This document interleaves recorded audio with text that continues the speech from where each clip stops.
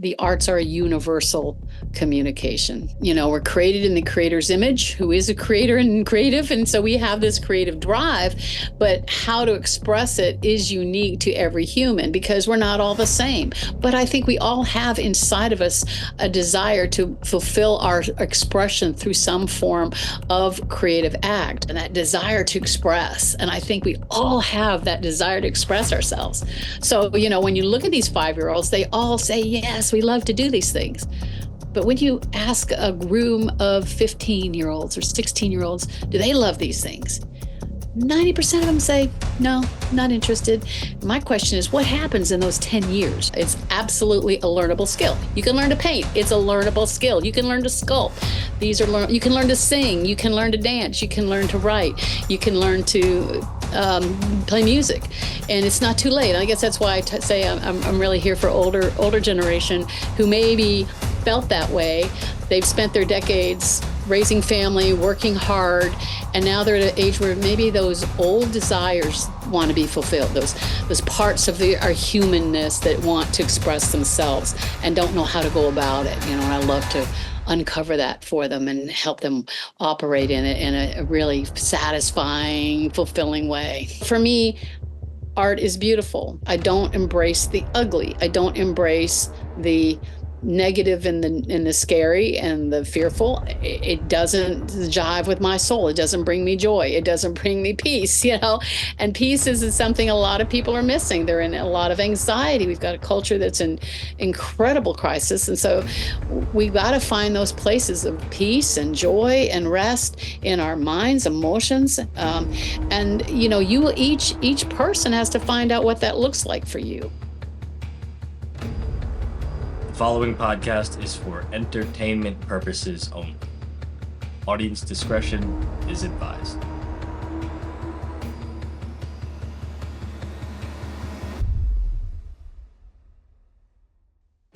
Welcome everybody to another episode of the Health King's Court, Ancient Wisdom, Modern Health.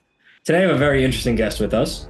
She's an artist, an art mentor, an actor, and a creativity specialist. She teaches art history and appreciation in college using textbooks that she herself has written. Stirring up the creative in others is her passionate superpower because she has seen the miraculous power of art to heal and bring joy. She's developed a program that can particularly help older people have their creativity uncovered and developed for greater self-expression, more joy, and more fulfillment in life. That is Karen DeLoach. Karen, welcome to the show. Thank you so much for having me. I appreciate being here. Yeah, I'm very honored to have you here as well, and really excited about this topic because art and creativity is such an essential part of the human experience. And I think too few people are actualizing that side of themselves, and it's to a great detriment to themselves. And so let's get to the bottom of it, and let's start from the very basics. How is it that you would define art as a whole? What does art even mean to you? Yeah, in the bigger sense, creativity, which is, creating something from nothing, really. It's using your imagination. It's using your intuitive sense of expression. So I think of art as more than just drawing and painting and sculpture. I think of it in terms of the arts, music and singing and dancing and crocheting, cooking, gardening. There's so many ways to be creative. And as you were already describing, part of being human, one hemisphere of our brain is actually wired to be creative. So we all have a way to be creative. And yeah, we can be snobby and kind of elitist and say we're artistes, but art is not just for the artiste. It's for everyone. Yeah. And do you think art and artistic expression is something that has to be taught, or is it something just so innately, fundamentally within us that it will come from within? What's the balance there? Is it nature or nurture? That's a really great question because I believe we're all wired for it. We're created in the creator's image, who is a creator and creative. And so we have this creative drive, but how to express it is unique to every human because we're not all the same. But I think we all have inside of us a desire to fulfill our expression through some form of creative act. And it's even a scientific fact that when you even look at beauty, you release this serotonin happiness chemical. When you do creative things, it actually releases it more. I was at lunch with two of my friends, and neither one of them would call themselves artists, but both are engaging in creative activities that they're both describing how peaceful it makes them feel, how stress just kind of falls off when they get a flow of. One of them makes cards, the other one is adding rhinestones to their clothing for a line dance competition. And so they're both, not expressing themselves because they identify as artists, but because they enjoy it. And both were saying how great it feels when you do this. And it's not determined upon natural talent. Yes, there are people that are born musical, born can sing, born can draw, but that is not the normal experience. I've been teaching art for a very long time. And even for myself, yes, it was in me to want to learn and want to paint, but I wasn't good at it. I even had teachers in college. I was majoring in painting and I could draw. I had some great drawing instruction in high school. So it was fairly easy to draw for me, but painting was a new world and they did not like my paintings to the tune of 4-letter word descriptions of my paintings. And I was devastated emotionally because this artistic side of us, this creative side of us is sensitive. It's sensitive to negative comments. It's sensitive to praise. It's sensitive to any reaction we get as we make these efforts. And the way to answer this question for your listeners is, what did you enjoy when you were 5? What did you love to do? Did you love to run and jump and spin? And did you love to sing? Did you love to act out plays? Did you love to tell stories? Did you love to drum? I have one of my sons, just everything was a drum. It didn't matter what it was. It was a drum. And of course he became a drummer, but it was in there from the beginning. And I told stories. I was the director of the plays in the playground in kindergarten. And I went back to school for filmmaking and I teach filmmaking. So that's part of my life too. But art was there and that desire to express. And I think we all have that desire to express ourselves. So, when you look at these 5-year-olds, they all say, yes, we love to do these things. But when you ask a room of 15-year-olds or 16-year-olds, do they love these things? 90% of them say, no, not interested. And my question is, what happens in those 10 years, between kindergarten and high school? Unfortunately, or fortunately, however your opinion is, our school system really stresses left brain skill building. It's easy to evaluate and grade whether you've memorized, whether you've found the answers, and you've got critical thinking and logic and order and timeliness. Those are really easy to assess. The less obvious is the right brain skills. And in most of our school systems, they can't afford good training programs for the most part anymore. They at the least trivialize the importance of the arts. And so many times unequipped people are evaluating children's work and their creative efforts and being critical. And that shuts down that right sensitive brain, that intuitive, imaginative part of us. The left brain is mature and operates well and gets hired well. But the really, truly brilliant people have found a way to neural connect left brain skills and right brain skills. And that's kind of where I try to uncover that for people. Yeah, that's very well put and very well said, and certainly something that I agree with. It's no secret my opposition and criticism of the public school institution as an institution, as to exist, period, let alone the modern iteration of it and how abysmal it is for the actual health and progression and learning of anyone within it. Let's back up a little bit, though, to something that you said at the beginning of that answer, which contained a lot of very interesting points to dive into. And you mentioned when we look at something beautiful or when we take in beauty, it actually releases serotonin or positive, loving neurotransmitters, calming neurotransmitters, whatever, within us. is beauty actually in the eye of the beholder? Is beauty subjective, or is there objectivity to what is fundamentally and universally considered beautiful? And any deviation from that is perhaps perversion or mental programming away from what is innate in a comprehension of beauty. Well, Or is it both? that's a brilliant question, a way to put it, because I think you're right. Beauty is in the eye of the beholder. The little child saying, I can't find my mommy. What does she look like? Well, she's the most beautiful woman in the world. And eventually connect. And she's an overweight, middle-aged woman with gray hair. And, but to that child, that's the most beautiful woman in the world. And is that serotonin being released when he sees mom? You bet your bottom dollar that serotonin is being released. So yeah, it is in the eye of the beholder. But the same people can look at that sunset and just say, "Oh man, traffic's bad," and just not even see it.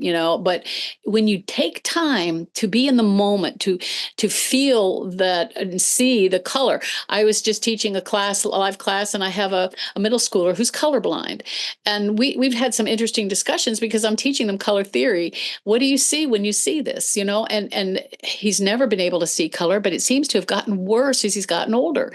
And so I don't understand the science behind it. We do have one child who's colorblind, red, green colorblind. He's not completely colorblind. But what do you see when you see? And we all see color a little bit differently. But does that mean when he sees roses, he can't see the rose for the leaves? Like we have a red rose bush without his chroma glasses, my son can't see those.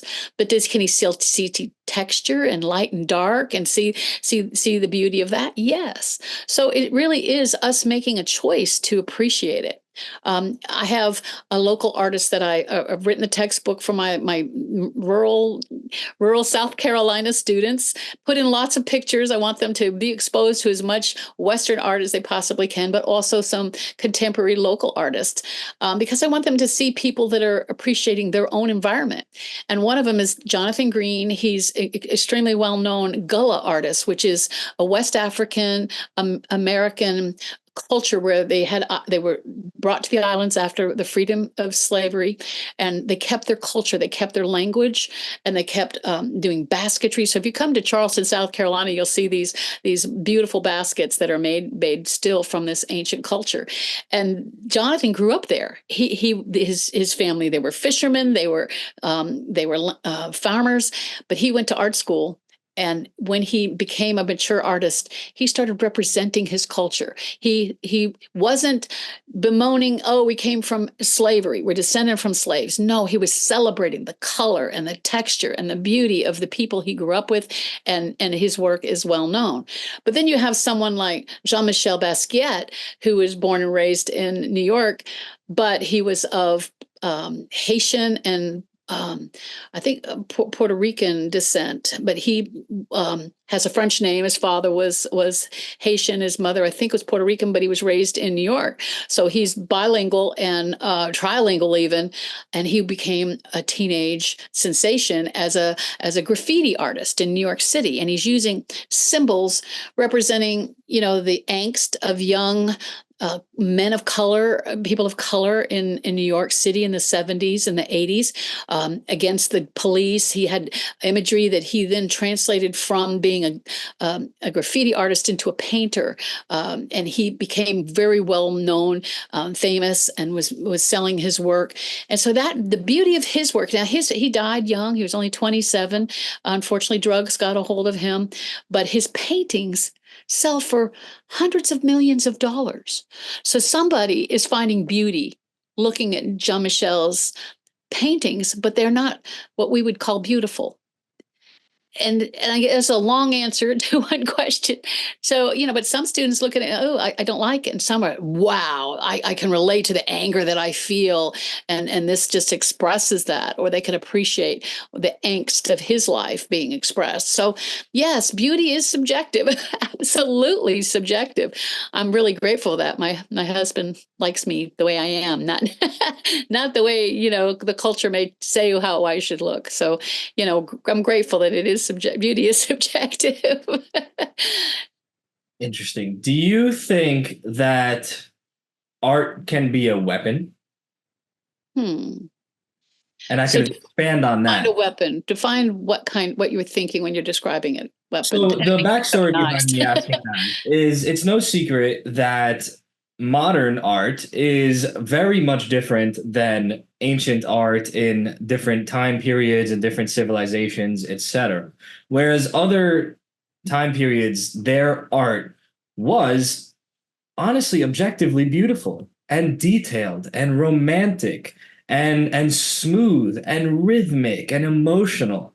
What has been purported as modern art is entirely the opposite. It's cold, unfeeling. It's blank. It's really just unhuman and inhumane.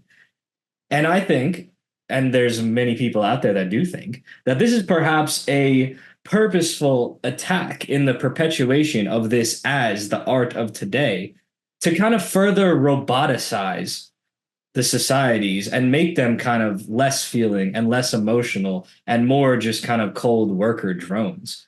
Mm. And in this way, art, in not just paintings and what are in modern art museums, but also in the everyday artistic expressions such as building, architecture, landscaping, what have you, it seems like it's being used to even just desensitize and dehumanize us.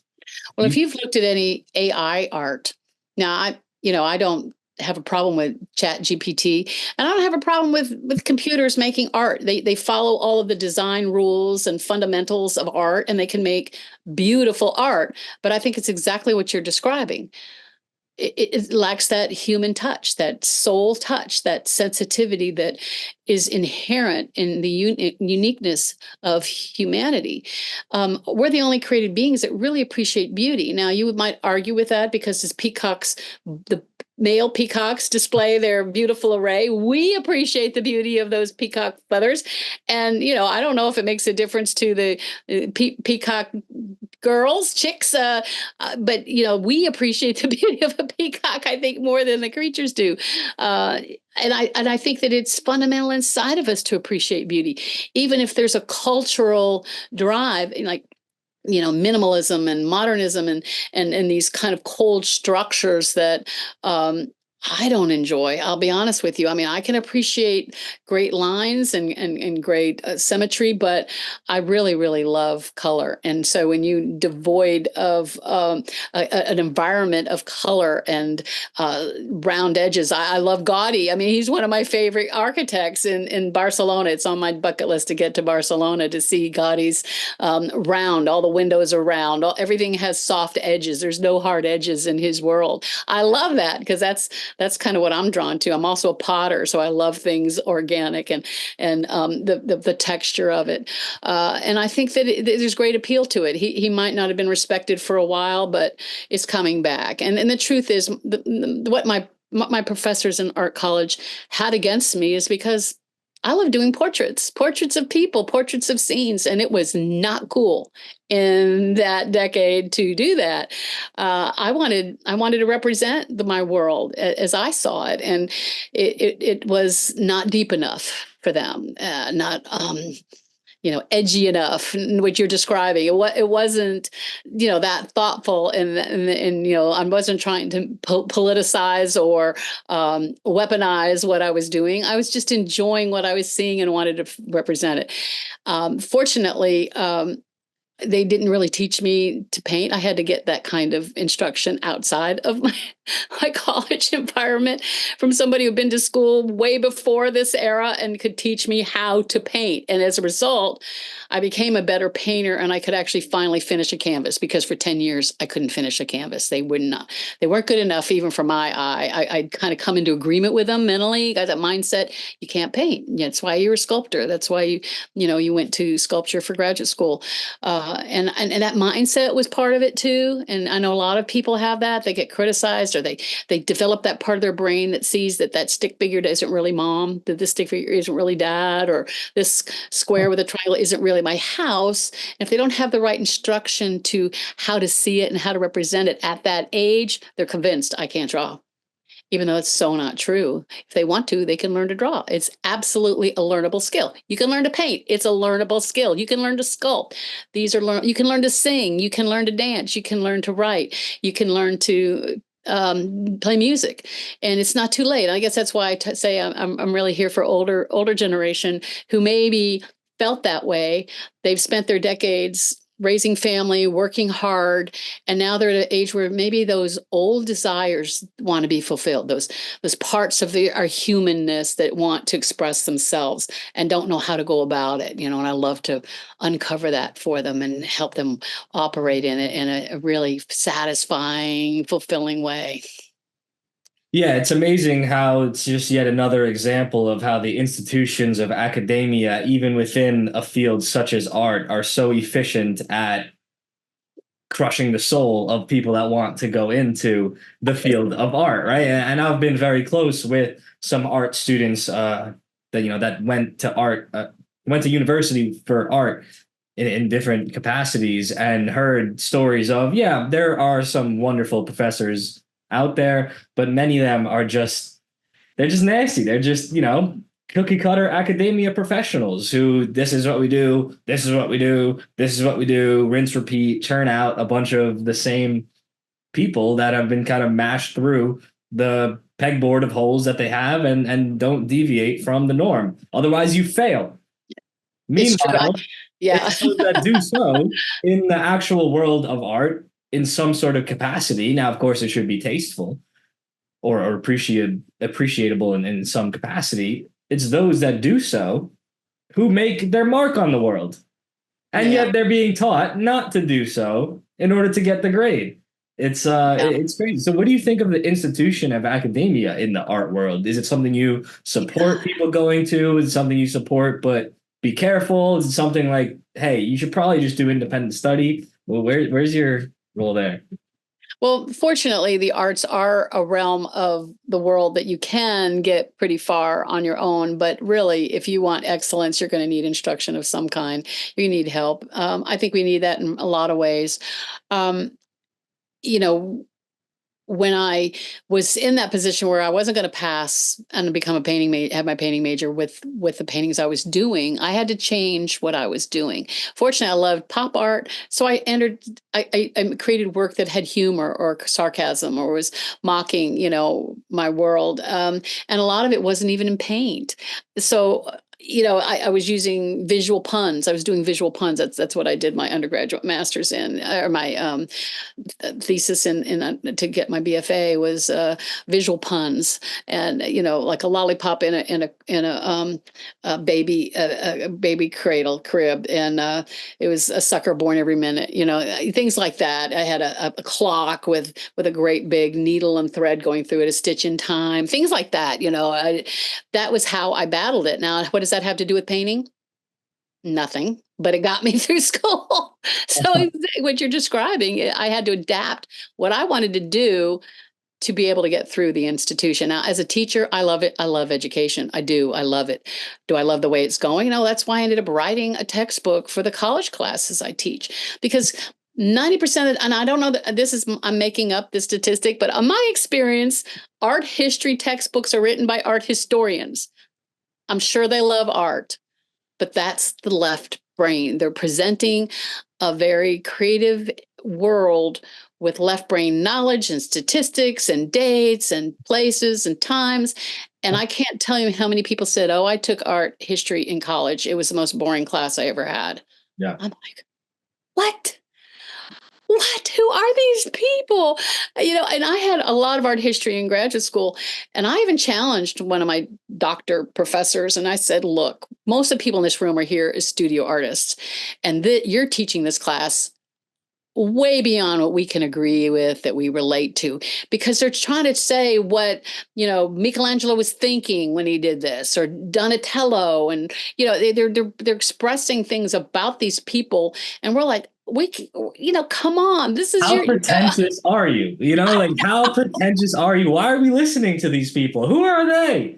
You don't know what you're talking about, and so he's challenged me. He said, okay, you guys each pick an artist of this time frame and you do a presentation for the class. Of course, the rest of my class are like, what are you doing? I'm like, this will be so much more fun. And it really was, as each person investigated an artist, presented their work, presented them in a way that told stories, that was engaging, that helps you remember it, and really has more of an impact. And so when I wrote my textbook, it was with 1,800 pictures, because some of those kids are not going to read it. I'll be honest with you. They're going to get exposed to the richness and beauty of our culture. And as a result, they're going to remember that. And they're going to pick an artist. And from that, they're going to find somebody they can relate to. And they're going to talk about the art. They're going to have language to talk about it. And then they're going to remember that. And they're going to say they're going to have an opinion about a piece of art. Yeah, they may not, and they're different. And they are able to express, they may love minimalism, they may love modern art, but they may love Rembrandt, and they may love Van Gogh. They're going to find somebody in this book that they can relate to. And a lot of times it's Jonathan Green, our local artist, Ogullah artist. And as a result, these are, and then they have to use my How to Draw book, and they're going to do it. They're going to appreciate it because they're going to make them draw. And this is a no criticism zone, because that right brain does not like criticism. It's sensitive, it's intuitive. And when I call it left brain bully, you can't do this, you're terrible. Shut it up, because you're going to be a student, you're going to learn this. And the exercises I do get you out of the left brain. Now, just picking up a utensil is using the left brain. So it's not a war between your right and left brain. We really want to connect them. We want these neural connections to be working together. And that's where your true human brilliance comes to its foremost fulfillment, when you are operating both sides of the brain. Yeah, and that's such a key point, because it might be a common thing for someone to feel that they need to be more left brain dominant and only remain in the left brain kind of operations sphere in order to be the most productive. However, we do kind of need that creative inner push, that vulnerable push to get ourselves out there without that hyper rational, ultra logical critic inner voice.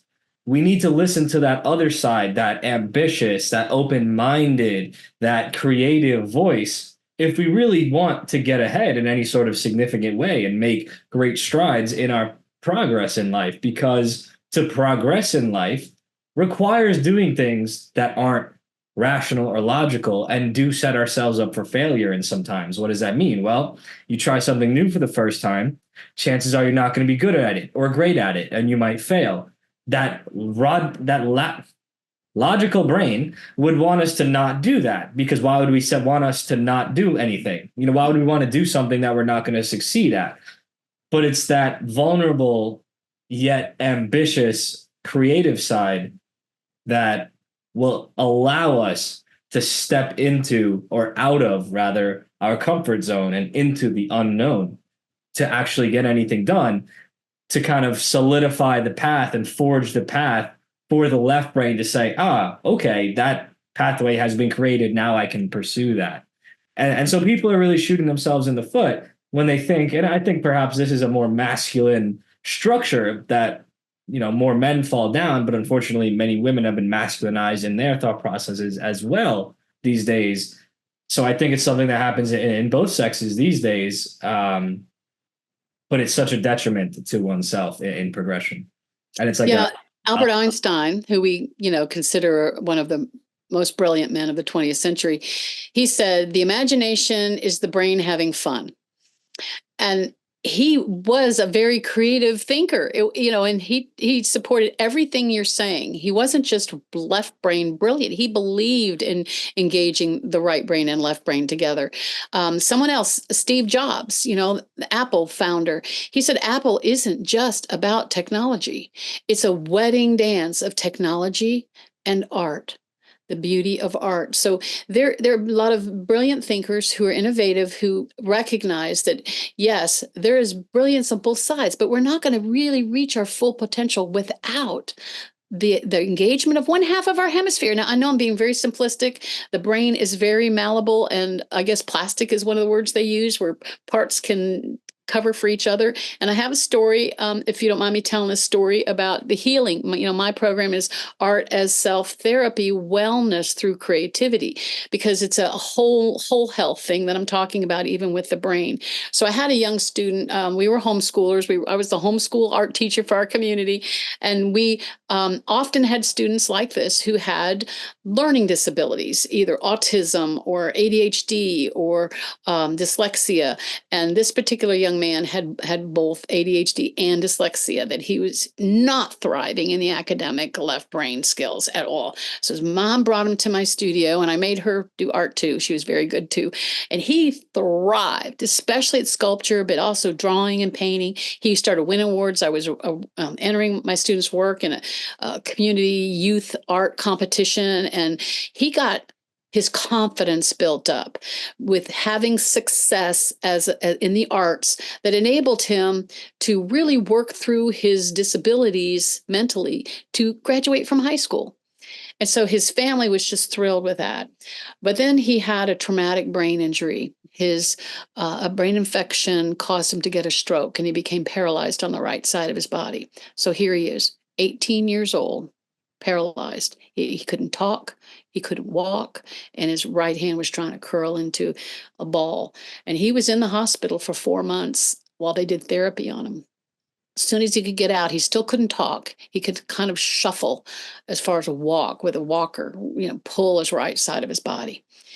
And here he came back into the studio, and he had a plastic skull. Okay, this is a traumatic time for this young man. And I thought, okay, let's just teach him to draw left-handed. And he learned to draw and paint and write left-handed in really a very quick amount of time. Now, I'm not a scientist or even an art therapist. I'm an artist and an art teacher, okay? I didn't know the science behind it then, but I saw this working.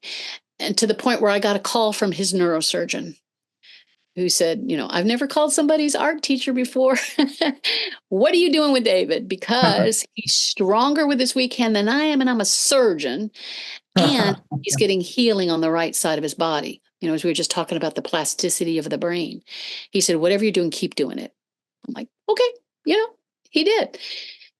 Well, eventually he got to where he could talk, he could walk, and now he's living a life where you wouldn't know he has a plastic skull and what he's been through. He's still stronger with his left hand than his right hand, but his family knows that without art in his life, he would not have received the kind of restoration that he needed mentally, emotionally, and physically.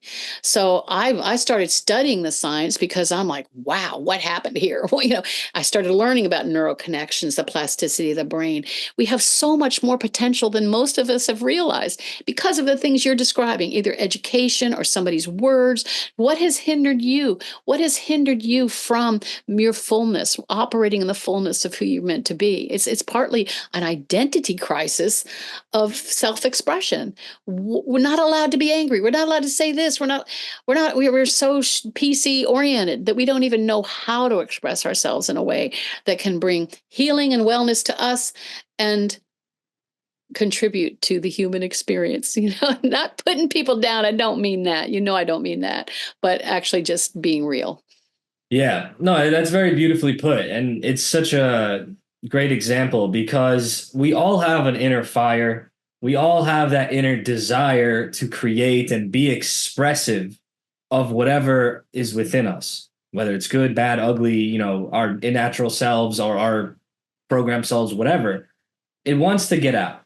That inner child wants to play, that whatever is inside wants to come out. Pressure can only exist within a container and build up so much before it Absolutely has to burst out. But most people try to keep it in and don't express themselves. And it's interesting, this example of someone kind of cracking the dam of getting that creative outlet, allowing that pressure to release, allowing whatever's pent up to just start pouring out. And then all fronts of themselves starting to heal after that. Because this person with their hand may have felt empty or less able or less worthy or worthwhile or not able to accomplish anything anymore. And the body will do as the mind instructs. Our mind can be our best friend or our worst enemy, and depending on which thoughts it's thinking and feeding our body. And then for this person to just break that negative thought pattern cycle and start using their left hand, well, not only is they now forming new neural connections that were never there and strengthening them, but they're just breaking that perhaps negative thought loop of I am damaged, I can't do it, I can't do it. Now all of a sudden it's, oh, I can do it. Look what I am doing. Look how I am growing. And now the body's just happy. The mind is happy. The body's experiencing joy and love and empowerment. It's true. His mom, interestingly enough, those 4 months that he was in the hospital, she started, we would call it now a blog, but she would write these long emails to her friends and family in her circle. And she always had humor in it. There was a gift in her that became discovered through this incredibly tragic situation with her younger son. And these we all cried. We laughed and cried through every one of these blogs. It was like her way to deal with this going on with her son. And we all look forward to what happened this week with David and this, either it's about doctors or nurses or meds or what they were trying, or you meet somebody in the hallway and falling down, all kinds of things that, what they say, humor is tragedy plus time, so she had an ability to express what he was going through, what they were going through those 4 months, in ways that just really touch so many people, because writing is another way of expression. And it's so cool when we can relate to people's struggles through what we're expressing. And that's part of the beauty. We create community through, wow, you expressed it this way and I could relate to what you're expressing, we're touching. And the best art touches. It is beautiful, but it also moves us. And that's what I try to tell my students. What moves you? When you're flipping through this 600-page book I've written with 1,800 images, what stopped you? What stopped your scroll? What did you look at and say, wow, how did someone do that? I had an experience at 10 years old. We got to go to the World's Fair. Our fifth grade class is on the bus. We're going to see three things, GE's progress of events. We're going to see dinosaurs. And then we're going to see Michelangelo's Pietà. Now, I didn't know what a Pietà was. I didn't know anything about the religious connection. I didn't know anything about that. I just know we were going to see a piece of sculpture made out of marble. We got there. And there's just this, little turnstile thing separating us from one of the most magnificent masterpieces in the history of mankind. And I wept like a little baby. I was totally embarrassed. I could not get away from, I could cry right now. I tell this story to my students, and I have this piece of art in my book. And I'm like, look at the veins. He's got the veins. He's got the hole. I didn't even know anything about the story. And I couldn't believe a human. He was only in his 20s when he sculpted this. As a matter of fact, when he was exhibiting it for the first time, Michelangelo, he heard other artists older than him saying, "There's no way this young whippersnapper could have done this sculpture." So it's the only piece of art he ever signed. He across the banner, across Mary's, it's Mother Mary holding the dead body of her son Jesus when he's taken off the cross. That is what's happening. And actually, the art historians will tell you, if Mary stands up, she'd be 8 feet tall. So you see this delicate, kind of sensitive face looking down at this figure, this broken figure, that couldn't physically happen, but it doesn't matter. As she's sitting there, you feel everything about that moment. And it changed my life. Wow, if I could do art that touched people this way. If I could make something, say something, do something that connected us in this incredibly deep way. So art has that power to heal. Just looking at art, like we talked about a sunset. We have First Fridays in our town in Charleston where the galleries stay open later. And you can meet some of the artists. You can get a snack. You can, look at art and see what you like, what turns you on. And that's one of the things I have my students do. They got to go to an art gallery or museum, because even every small town town in America, there's some artist somewhere showing their work somewhere. There's a pottery studio you can look at. There's somebody showing art, and it's a school. Schools usually have some kind of art gallery, and most of them have never been to one before. And I make them take a selfie, show them, and show me your favorite piece in this show. What did you like the best? And 9 times out of 10, maybe more than 9 times out of 10, it's something attractive. There's something we would call beautiful. They may even be able to describe why they liked it, but often it's the content or the colors or the movement, as you were describing, this classic design foundational rules that artists love to break. Yeah, and it's certainly, I think, a good indicator of a person's character or perhaps their mental health or state of mind, what they are drawn to. I think it is healthy to be drawn to beauty, objective beauty. And I think when people aren't drawn towards such things or shy away from them, or perhaps gravitate towards the more cold or grotesque, those people are probably people to look out for. And that's serious. I think there's something going on with them that is not quite right. Maybe check in on them if you care about them. And it's funny because you mentioned it before, but one of the ultimate modern litmus tests that we have today for people is if they use an iPhone or an Android. That's just the truth. That's just the truth. That's just the truth. Yeah, look at iPhone people and look at Android people. I don't, there's something to be said there. And you'll have the Android people be like, well, we have a 17.5 megapixel resolution camera and, the ultimate pixels per inching, like, oh, the processor is this. What? Who cares? iPhones are pretty. They're good. They're gorgeous. What do you mean? Like, that's what you care about? That number? That means 3 cameras, I mean, yeah, I like that. Well, then the Android answers, well, we had 3 cameras first. Look, the HTC has 4. Like, I don't care. I don't care.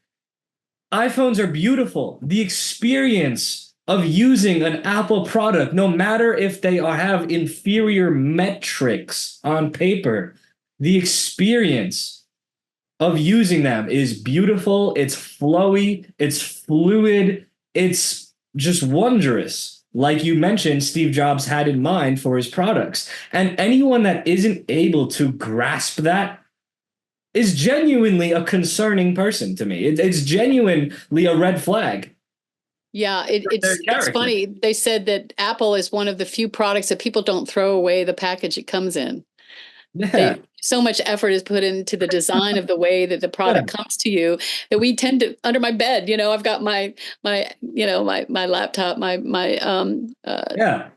iMac Pro box underneath the bed. Yeah. And I've got the box that it's really true. There is something generically appealing inside of our soul that beauty does connect with us. It should. And you're right. If it doesn't, what's wrong? What happened? Where did you disconnect?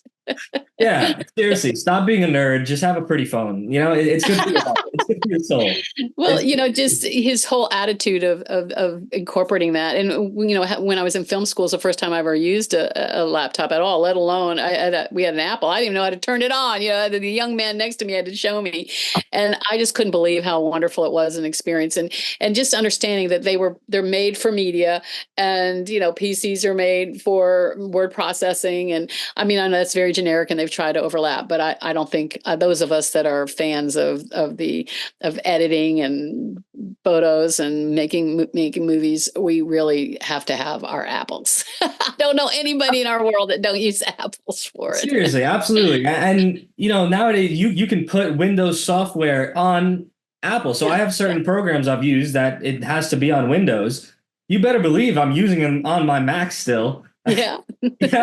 It's not about just the visual. It's the layout of the menus. Everything's fluid. Everything's flowy. It's the tactile way that everything feels to your fingers. Even when the lines are sharp, they're smooth somehow. it's about the experience. It's not about the brand. It doesn't matter who's selling it. If someone were to match the beauty and match the function, yeah, they'd be popular too. Just nobody has.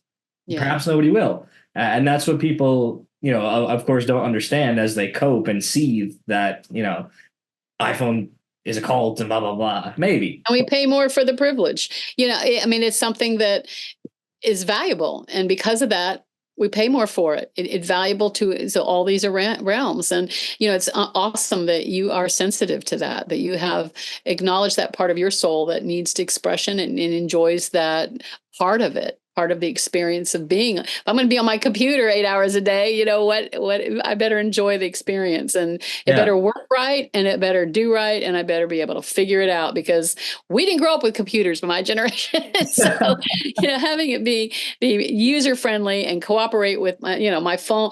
I love when my friends, we don't sit and talk on our phone when we're eating dinner, but we'll share pictures of our grandchildren with each other, and we can just airdrop them. We can just Yeah. airdrop them.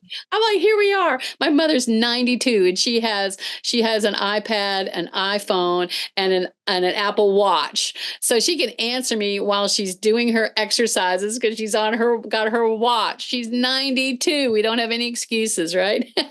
Yeah, and hey, I'm not, a pro every Apple product. You'll never catch me with any sort of smartwatch, Apple or otherwise. You won't catch me with any, Vision Pro, anything. I end it at the phone. That's as ingrained to my body. I want my technology to be.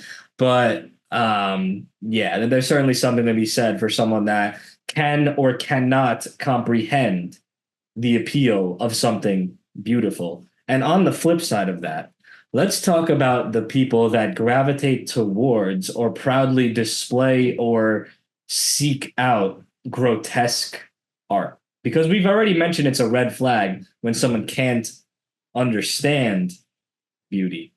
But when someone actively goes to the contrary and likes to display or view something objectively disgusting or disturbing or perturbing, whether that is painting or sculpture or even film, we can extrapolate out. What do you think is going on behind the scenes of the mind there? Is that at all a healthy behavior, or is that something concerning as well? I'm a parent. I have 4 children and 3 grandchildren. And when I see, we didn't even have television in our house while we homeschooled. I'll be honest with you. When we did get it, it was ETV only, educational TV only, because of the power of the negative. People are drawn spiritual. I'm a spiritual person. We're drawn spiritually. If we're not going to be drawn to the light, we're going to be drawn to the darkness. And I think it's all connected, whether it's video games, stories, even Scooby-Doo, believe it or not, it always has something scary and it has a logical conclusion, but all the whole time it's a ghost or it's something supernatural, and it creates a lot of fear. And I think fear is an enemy.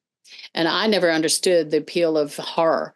And I like a good mystery. There's mystery, but when you add that horror element, I don't like fear. I don't understand how people find fear entertaining. Never have.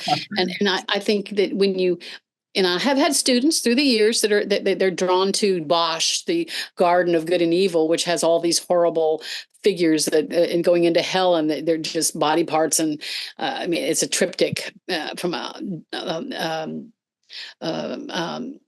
Belgian artist, Bosch, and it was banned for some generations because it's so horrific. And viewing, there is something in us that, yeah, when there's an accident, we're all rubbernecking, right? Isn't that why the traffic backs up on both sides? We're rubbernecking. We want to see what happened. We're drawn to the macabre in some sense. But I think when you're more drawn to the light, you're just going to be a happier person, a better person. So, if my students are drawn to negative images, I do take note of that. I'm not going to judge them for that choice because I'm not their parent. But one of my sons, when he was in school, was painting and writing poetry, and it was so negative because he was in depression. And, it was something that he did get out of. But yes, they raised all these red flags. I wasn't going to shut him down because at least he was getting it out, but he was in big trouble emotionally and mentally. And he was expressing it. He was using the arts to express these painful feelings and thoughts and what was going on in his life. Um, I didn't know he had suffered from abuse. I was a single mom. Anyway, that's a different story. But there were usually it's rooted in something. What has drawn them into this negative dark side? Is their pain in their past. Our culture of fatherlessness, for instance, is so alarming in the way children are so vulnerable and not getting everything that they need, especially boys. To be honest, there's chemistry. As I've been studying the brain, when someone's pregnant with a little girl, I don't remember how many weeks. This wash this no, they have both hemispheres connecting with lots of neural connections. But when it's determined the little baby is going to be a boy, there's a wash of a chemical that actually divides the hemispheres, that disconnects a large portion of these interconnections. You know how men can kind of keep things in boxes. They can keep work separate from home, from separate, just they're going to conquer this and they can keep these segmented parts of their life much easier than women. Homeschooling, raising children. You got one sitting on the counter, one helping with, and you're on the phone. Yeah, I mean, you can. They call it multitask. Although my husband teases me, you only think you can multitask, but we tend to have that ability. I got laundry I'm doing. We're doing all these things. We flow. I guess we have this easier time of flowing. Men build their neural connections between left and right hemisphere, and it's absolutely doable. It's not like it's not doable, but it's one of the basic differences between men and women. When you're born, we have more neural connections, and so it's interesting to me that as we develop our personalities, whatever we're overcoming, whether it's a physical and things, emotional, mental, there is a way to find expression, to release that pain, release that anxiety, release the fears, release the hurt, release the whatever, even if it's all negative emotions. So sometimes the art is a way to share it. Music. How many times are people listening to songs because they broke up? Right. My husband grew up with country music, and it's like I lost my wife, I lost my dog, and I lost my truck, or whatever, and the happy ending is I got a new wife, a new truck, and a new dog, whatever. And it's this. We can relate to the hardships of life, and through music, through lyrics, through songs. We get touched in our emotions, and that connects us because we all got them. We all have the same emotions, no matter where you're from. We have them, and it's why the arts are a universal communication. Yeah, absolutely. And to circle back to the beginning question and what you answered at first, I think it's important to compartmentalize a bit in the answer. And what does it say about a person who's involved in grotesque art expression or consumption? I think for a lot of people, like you mentioned, it's a feeling of fear or disgust or just nastiness that might be all that's familiar to a person. Say, it's a young person or child or even an unhealed adult. They might only feel familiar in a trauma or traumatic space, such as is inspired by horror movies or grotesque art. And so that's kind of what feels like home to them. And so they gravitate towards that. Now, that doesn't mean that it's healthy to lean into that, but that's the kind of explanation why. I think, especially in children, when we're talking about the expression side of things rather than the consumption, it can be kind of a purgatory experience where perhaps it does have to come out, and it can be healthy to create that if it's part of a healing process. Now, obviously, it should be part of a healing process and not something that's just kind of repeated and reinforced into eternity. But I think that's a useful tool in the expression. Whereas I don't think the consumption is ever healthy, because if you are gravitating towards that because you already have those kind of familiar feelings in those areas, you're only reinforcing and further kind of giving feedback of that is your place mentally. And so I always advocate against the consumption of horror movies and those just weird, disturbing things, whether it's art or a painting or a movie, or there's weird music out there that is specifically designed to solicit discomfort.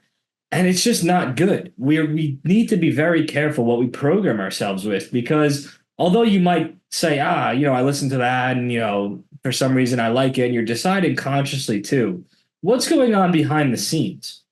When you shut that off, what is your subconscious left with? And of course, this goes to all sorts of extreme levels of an adult when they do either gravitate or continue to express these perverse forms of art. Yeah. And There's there's something porn, there's art that, is for prurient reasons, that just is strictly to entice with lust, or, and that's been true all along. There, before photography, before, videography, there was still painting. People drew and painted, for prurient purposes only. And, that's been part of the fallen nature of man, I guess. We have these images, and sometimes if we've grown up with that, it like you said, feels we're familiar. It feels comfortable.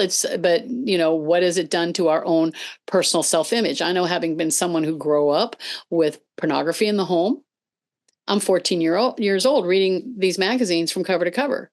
I was getting a sense of who I was supposed to be. And I was a little gymnast, built like a stick, right? No fat on my body. I'm burned it all off on the balance beam and the uneven bars and, working out. And consequently, I had no hope of ever being somebody that could look like these pictures. Because I thought, no, this was expected. It had dirty jokes. My mind was geared towards pornographic thinking, turning everything into a double entendre. Yeah. And, When I say grotesque, even if you don't mind, and when I say perverse, I don't even inherently mean pornographic. I'm not using those synonymously, because I think even within things that could be considered pornographic in the sense that they are designed to elicit a sexual response, there is even in that a vast range of perhaps even, objectively beautiful or sensual or healthier and grotesque and perverse. That, it's porn itself isn't inherently on the perverse side of the spectrum. Yes, it is sexual, but it doesn't have to be deviant. You know what I mean? There's certainly a range there even. Yeah, that's true. And, that's obviously personal with people, but I think we're trying to talk about healthiness, what's healthy. And I know for me, it was a deterrent in my own identity. What did I have to do to not feel like nobody would want me, kind of feeling. And I mean, that was one of my issues I had to overcome, because I didn't look like that. And I didn't know if I ever would, whatever, because I was so delayed in maturing as a young woman. And it affected me for a long time. So it's something I had to get healing from, and find out, who am I, and can I be acceptable as I am? And, it was a big relief to find out that you can be loved no matter what you look like, right? That's what we all want, be loved, right? Where we are. It's such an interesting experience, because it's one that every young person faces, male or female. And I think there's no way around it, because I think it's such a built-in thing. People have this innate comprehension of, like we've established, what is beauty? There's male beauty standards, there's female beauty standards. There always has been, and there always will be. No matter what the societal pushes to kind of dismantle those concepts are, there's some sort of truth in this is what is accepted as the most beautiful. Now, the mental management and teaching of, especially in our young ones, or even healing in adults, of, hey, that might be what is the most beautiful, or objectively, or worldwide, or vastly. Perhaps we can take inspiration from, those are good traits, but also accept ourselves. There doesn't have to be a kind of overreaction like I think we've seen today, of the whole kind of obesity glamorization and kind of anti-movement to any beauty standards at all, right? It's an interesting kind of overreaction that we may have seen. Yeah, because it's unrealistic. I mean, but it's finding finding that identity is finding what works for me. I'm tall for a woman. I'm Norwegian. I have Norwegian, and so we have bigger bones. We're thicker. We're not skin and bones. But eh, that doesn't mean we're not attractive. And I think that's I've heard this before, that when you have that inner light rather than the darkness, there's an innate attractiveness. That when you love life, you love yourself, you love people, that comes out, and it's going to come out in the way you treat people, the way you live your life, and it's going to be attractive, no matter what your features are. One of my assignments in school was we had to draw ourselves on the cover of a magazine, and do a self-portrait on cover of a magazine. And I made myself on the cover of Cosmopolitan magazine, which is porn for women, by the way. But and every ad is why you need these products, because you're not attractive enough, right? I mean, Yeah. it's hilarious. But at the time I was young, and I made myself with fuller lips and a little softer jawline, and I was like, wow, with just some few changes, I could really be pretty. I mean, this is what I was going through. And as I looked at that drawing, and I thought, for a long time I really thought about it. What Why can't I accept the way that I am? I am the way I am. And it took a long time to get past, like you said, that standard. I didn't fit the standard, right, of beauty. And as artists, we look at it, we know what beauty is. We're, these models and stars, they have features that are symmetrical. Symmetrical is, and yet you look and say, why is some of these parts so beautiful? And it's the right size nose, the right size mouth, right size eyes, right size jaw, and we had a photography professor who took our pictures with our hair parted down the middle, no makeup, and he didn't flip the negative to where both sides of your left face, the both sides of your right face, and then your face, it was looked like three different people. You don't realize, oh, your lips is thinner on this side, and look at your this nostril's lower than this. I mean, it was hilarious, because you think of it as, you don't even notice those things, so much. But we have 10 different fingerprints, all 7.5 billion of us. They don't match. They haven't found anybody at the same fingerprints. I mean, that's a lot of creativity. That there is a source of creativity that is in everyone, and you can be accepted no matter what you look like, and you can find beauty anywhere and everywhere. You're talking about the Fitbit watches. One of the things I talk about, I have a free three-part pop-up podcast if your listeners want to go to getcreativewithkaren.com.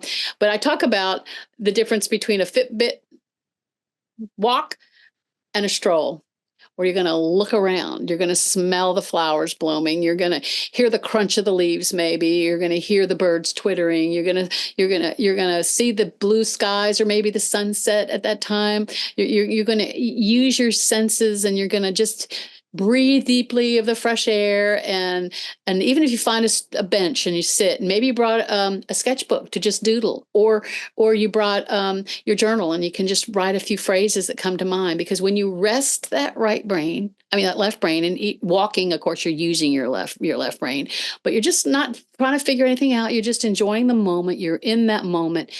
Ideas come, and there's certain connections that happen with your left brain as you're just enjoying the moment, that is so much healthier than if you had been doing your Fitbit walk. Now, I ride my bike. I believe in exercise, so I like it. I was an athlete as a child, so I love exercise, but this is not that. I'm talking about a stroll. My husband and I will do it every day. Hold hands sometimes. We talk about our day. We, check out if people have put up extra decorations for whatever season it is, or meet the neighbors, people walking dogs.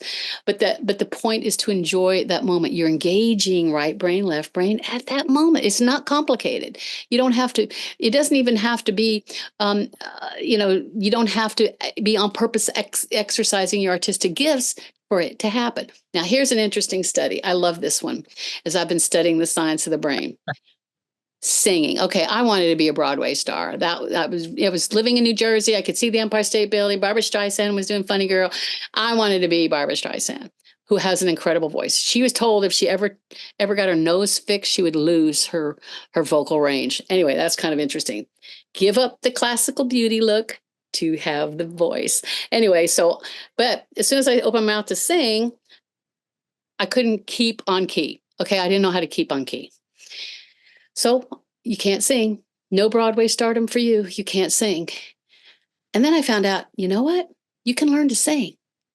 And when I got to learn to sing, it was so freeing for me. No, I'm not a Broadway star, but I do acting. We have sung. I have sung on stage. It was like this whole big thing for me. But the point is, you can enjoy it. Now, how many of you sing in the shower? Singing in the shower is a perfect left brain, right brain, brilliant moment. So there you are, right? Scrub it up, dub in the tub. You're not trying to problem solve. You're not thinking about anything. You're just singing your favorite song. You get out, you're drying off, and you're just feeling good because you've released all that serotonin. And then a neural connection happens with that left brain as some solution or some idea comes to mind that you hadn't put together before. You go, you're not connecting it to singing in the shower, but there is so much going on just by connecting that left brain and right brain. Or how about when you first wake up in the morning and something comes to mind and you hadn't thought about it that way before. You remember a dream and you write it down. I know writers that leave their sketchbook, or I mean their journals right by their beds. So they can remember dreams, so they can remember thoughts when they first wake up. These are all really easy ways to connect right brain, left brain. Do you cook? You like to cook? I prefer to be cooked for, but if need be, I cook. It's such a creative act of trying a recipe, following a recipe is very left brain, but then putting it all together and enjoying it is right brain. So you got that I'm right brain. super right brain when I cook, though. I don't do any recipe. Nothing I ever do is the same twice. I love to freestyle stuff. I freestyle anything I cook, and I come up with some crazy stuff. Most of the time, it's good. Occasionally, it's pretty. Occasionally, it's kind of. That's great. Well, you're exercising your left brain, right brain, just as you are as a podcaster. All the technical things you need to have put together to be able to do it, be in a timely manner, and get it edited and put it up. That's all very brilliant left brain stuff. But then the act of creating content is your right brain brilliance in action, and that is. It's just so incredible. I think it's really the current way that creatives can find a way to express your opinion, your thoughts, your feelings, and get out there into the world and make a difference. So I applaud you for it. It's wonderful that you do it. The way that you're describing art and what I kind of just thought of, I'm kind of going to say it in the fashion that I've often talked about meditation. Because I've often said that when I meditate, I don't just sit there and do nothing. I live in a constant state of meditation.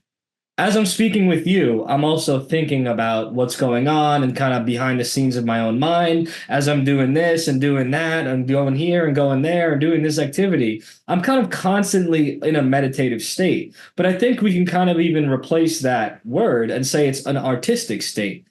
I think art is everything if we make everything artistic. And I think everything that we do, whether it's how we walk down the street or how we get in the car or how we drive or how we do everything, I think it can be done artistically if we are using both sides of our brain, because we can, of course, need our logical side of our brain to do functions. But if we do them beautifully and smoothly and wondrously, well, then now we're incorporating the right side of our brain as well. And I was actually in the grocery store the other day, and someone remarked on how I was scanning the food, because I wasn't just scan, put. I try to be very flowy and fluid with my motions, just because I try to be flowy and fluid in general. I think it's good for the soul. I think it's good for the body, smooth on the joints. And so I was kind of just like grab and then scan and then just in a nice motion. And I wasn't even consciously like, let me do this nicely. That's kind of just how I operate. And someone remarked on it like, whoa. Like, that's cool.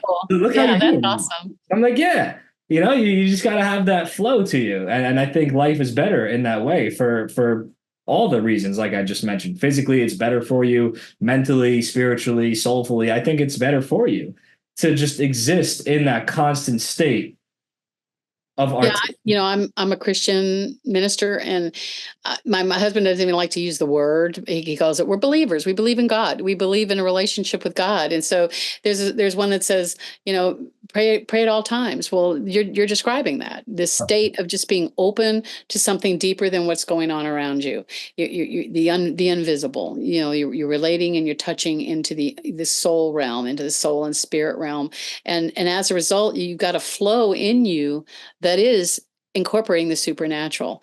And I think that that's part of the incredible beauty of the arts, is it touches more than the physical. It's more than just a picture or a sculpture or a sun. It's touching the soul, which is what humans have that machines don't have. We have souls and spirits where we have a life to them.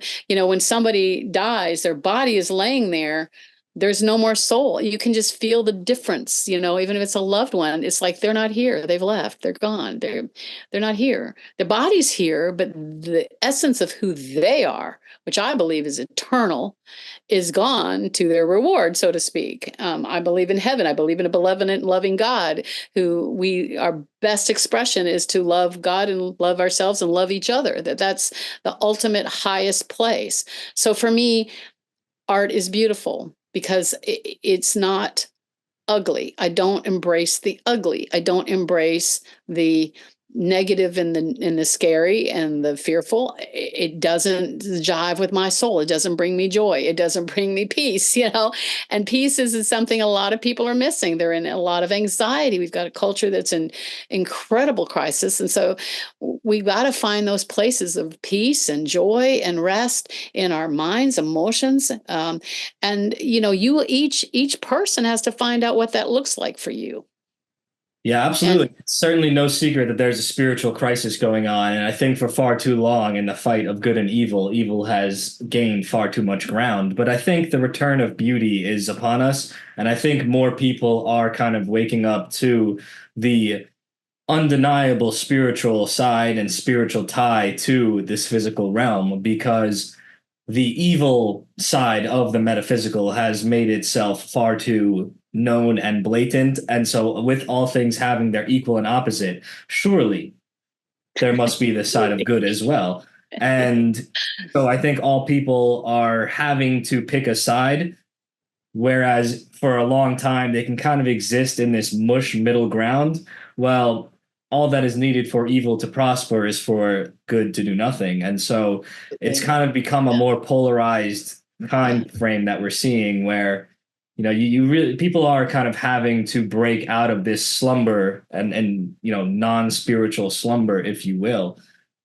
But I don't know if all people can. And even I don't think everyone can. We've mentioned, and you've mentioned a lot, that everyone has some sort of creative side in them, and creativity and expression and expressiveness. I don't know if I agree with that. I think really.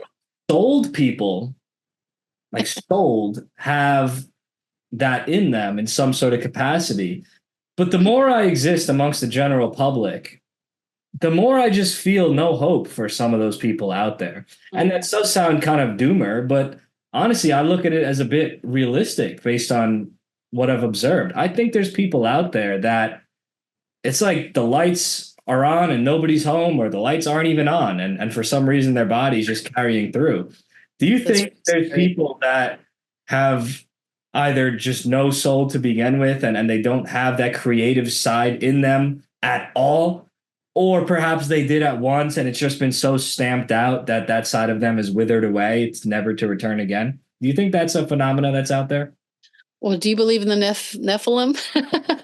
I'm not familiar enough with the term to Yeah, the Book of Enoch, or there's several books in the Bible that talk about when these supernatural beings came and saw human women were beautiful, and they created a race of giants and creatures that don't have they have an immortality, but they don't necessarily have a soul in the same sense? Do they walk among us? I think that's a debatable question, but it's almost like you're describing somebody like that is, lost that touch of humanity. There are definitely psychopaths. What do they say? 10%, or I don't know what the percentage is of people that are walking around. They have no emotional connection to people. They can't feel someone else's pain. They can't empathize. They don't have any way to relate. They can be charming on the outside, but on the inside, they don't. They don't have any connection to people in a true deep way. And it's really sad to me, that happens to, and I hope it doesn't happen to anybody, in love, for sure.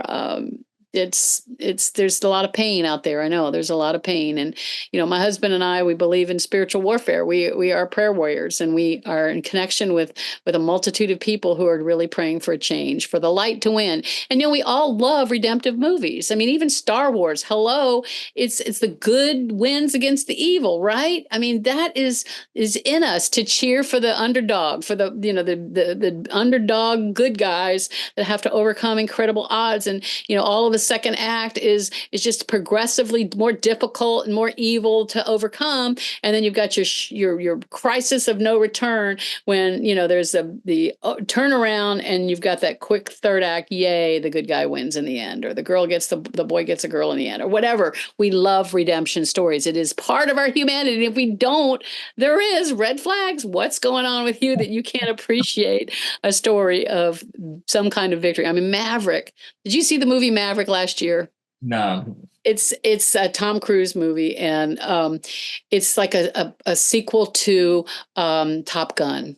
What, 30 years ago, Top Gun was a #1 movie about these Air Force pilots and their relationships. And anyway, I recommend it. If you like redemptive movies, it's well acted, and it's a great story. Got some excitement and even a little bit of romance for us women, but it's also got the good guys win against evil, kind of story. And they find out who they are, what their medal is in the middle of it. And it's just the kind of story I love to tell, as a filmmaker, people's stories, finding out what are people going through and how do they overcome, and seeing great odds, people overcome great odds and they have a good end. Yeah. Yeah, absolutely. I think all things are cyclical in the world and in nature by design. But I also do think good always wins in the end, such as the law of the universe. I don't think God would create a universal world in a capacity where good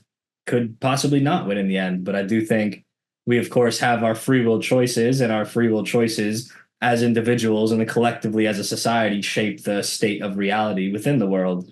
But we live in interesting times. We live in interesting times. And though we see much chaos, I think it is a result of a lot of beauty kind of breaking out of its long time slumber.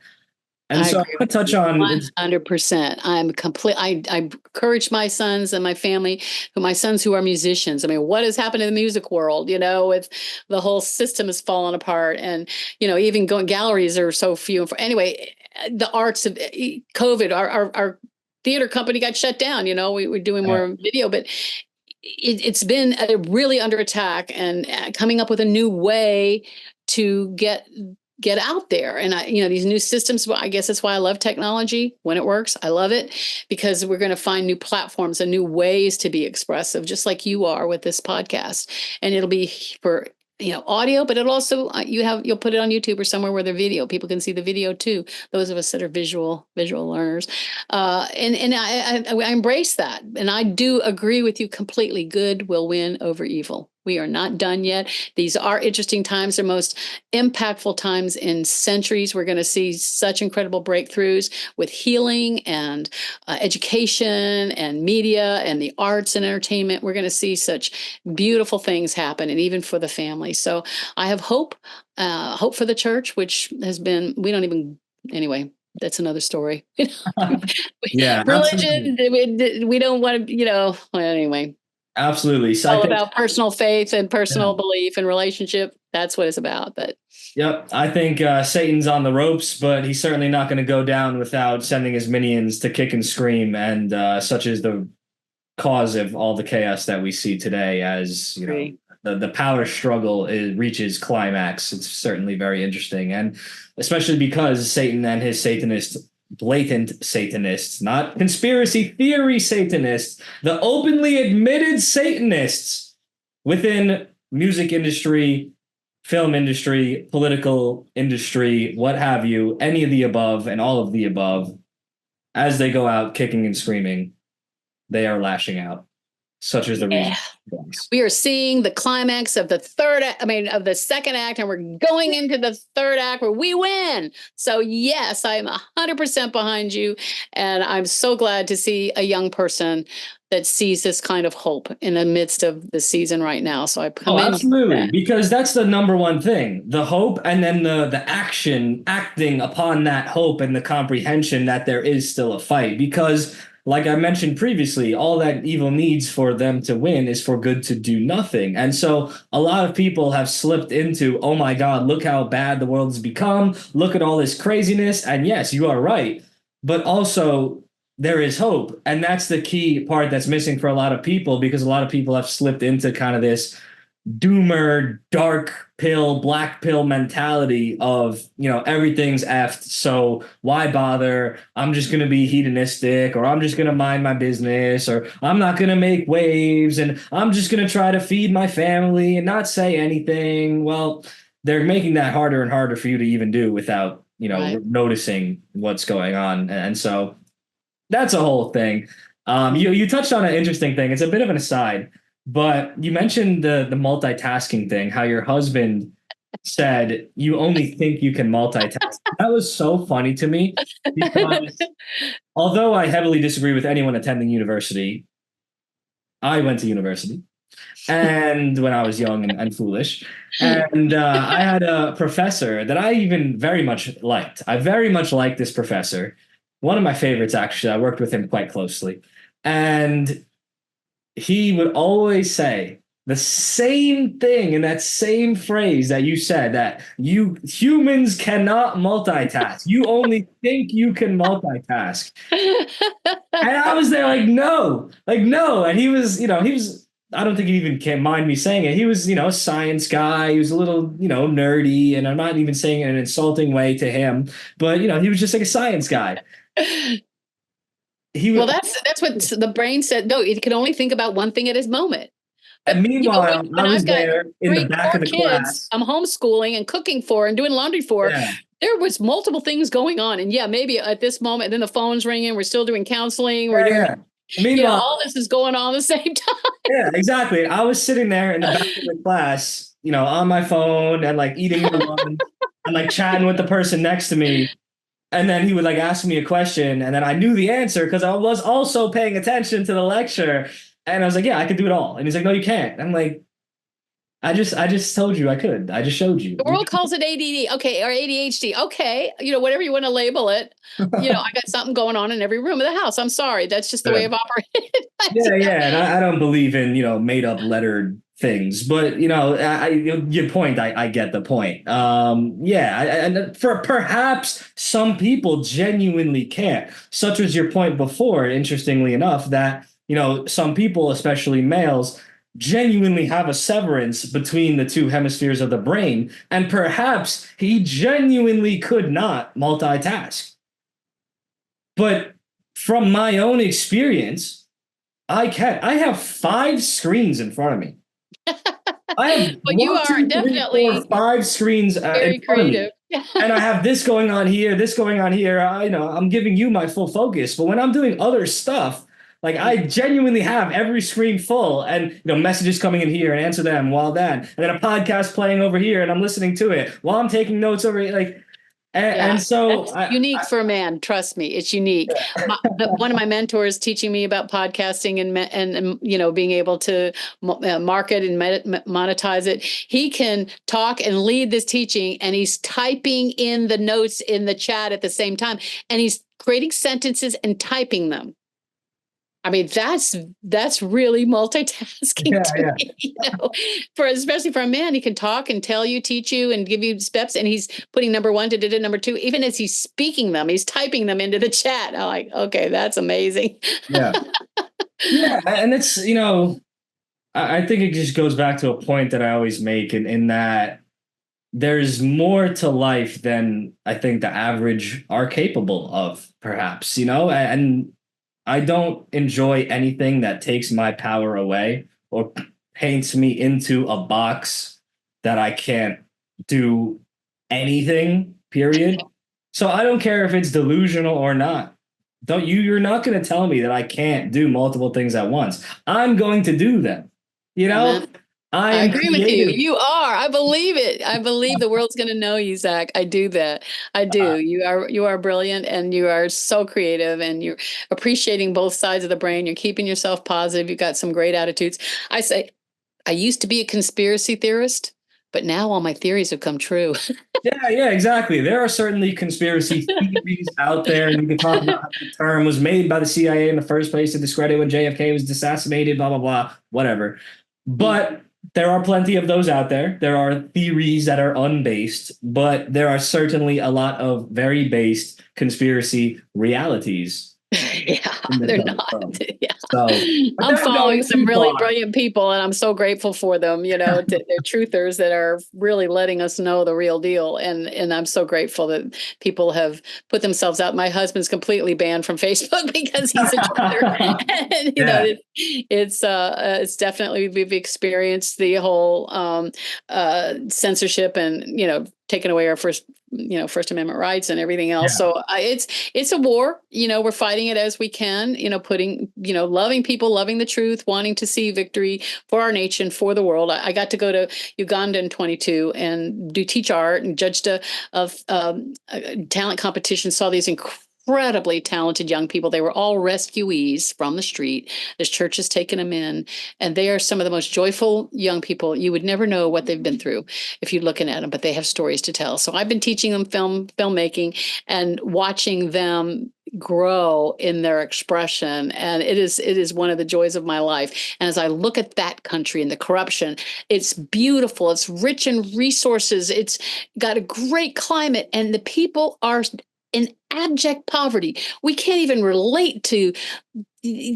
one street off of Main Street, and it looks like you have to use four-wheel drive, rutted red clay. One street off. This isn't a city bigger than any city in South Carolina. I mean, Mukono. It's right next to Kampala, which is the biggest city in the country, and the poverty is just an absolute sin against the people of Uganda, where their wealth, even discovering gold, has gone to the leadership and out of the country. And these things ought not to be. And yeah. that's what I want to see change. Yes, for America, but also for others.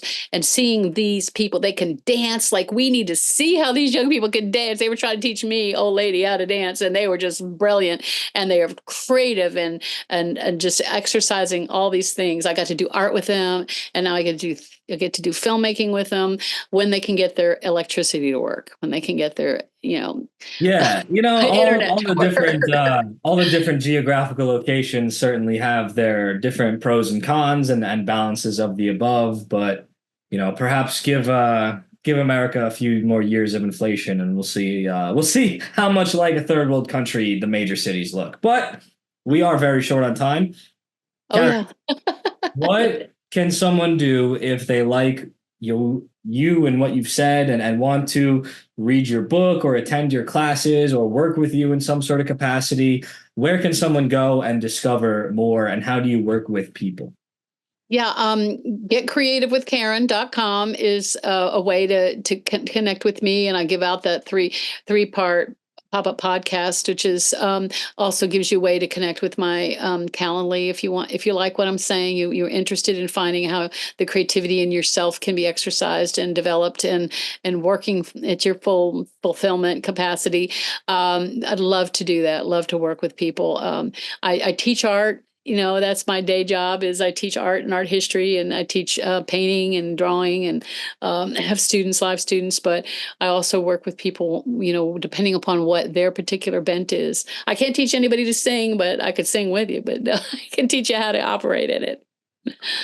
Yeah, absolutely. Wonderful, wonderful. So I certainly do recommend someone do that because while art can be experienced and developed individually, it certainly isn't a bad thing to kind of have a guide or have a mentor in the exploration and development and advancement of that side of oneself. And so I certainly do recommend that. Karen, is there any closing message you'd really like to leave our audience off with today? Yeah, there was something you mentioned earlier about how when we try something new, we can be very critical of ourselves. So I want to address that by saying my biggest advice is, for yourself, create this no criticism zone. It doesn't mean you can't be excellent just because you're not perfect. Get out of that rut, that paralysis of perfectionism, and let yourself enjoy the learning process. So as you've created this safe space where you're going to let your right brain have its fun, release it, and not be product oriented as much as process oriented. Give yourself the grace to learn. Beautiful. Beautiful. Thank you. They say the definition of insanity is doing the same thing over and over again and expecting different results. Well, you're going to have to break out of that if you ever want to advance on any front of your life. You're going to have to do things differently if you want to grow, and doing things differently can be scary, but all things with risk, well, I guess all things with reward perhaps come with a bit of risk. That risk might be failure, but the reward is perhaps success tenfold. So, and remember, serotonin's released whether it's good art or bad art. It still makes you have joy. Beautiful. Karen, thank you very much for coming on the show. Blessings to you. You're precious. God bless. Big thank you goes out to Karen for coming on the show. She was super fun, great energy, a lot of fun to converse with, and very knowledgeable about a lot of very important things in society going on right now and that have gone on in history. I think the biggest takeaway from all of this is that everything in life is art, but everything in life is also on an artistic spectrum between ugly and grotesque and beautiful. And take a look around you while you're living your everyday life and observe what percentage of things in your life are beautiful or are ugly. Very few things are neutral, because if it's just existing and it's not adding pleasantry to life, then it's ugly. And bear in mind that someone chose to make that thing ugly. And understand that that person is not your friend. Everything in life is able to be weaponized. And nothing is random. When we live amongst ugliness, it's demoralizing. It's dehumanizing. It diminishes the purpose of living a good life and having faith. Beauty is godly. God put us here to experience beauty in ourselves and around us. It's essential to make our surroundings beautiful. It's our responsibility to make ourselves beautiful. And in that way, God remains happy with us.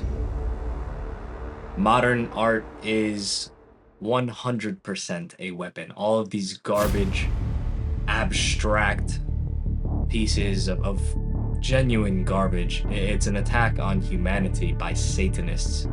And we must remember this. We must resist. We must bring beauty back to the world. This is extremely important. Men will move mountains for a beautiful nation full of beautiful people. Love is beautiful. Hatred is ugly. Chaos, destruction, it's all ugly and grotesque. Do not let that become more normal than it already is. Be sure to play your part, and one by one, we change the world. As always, check out ZachTheHealthKing.com. See everything else I have going on. Find the podcast on different platforms. Be sure to be subscribed to the channel. This way you get notified whenever I post a new episode. Let me know what you thought about this one in the comments. I really appreciate the engagement. It helps me continue to make this content for you. If you're enjoying it, please let me know. Make sure that you check out Karen's content as well. The links will be in the description. Have yourself a beautiful day. You're listening to the Health King's Court. Ancient wisdom, modern health.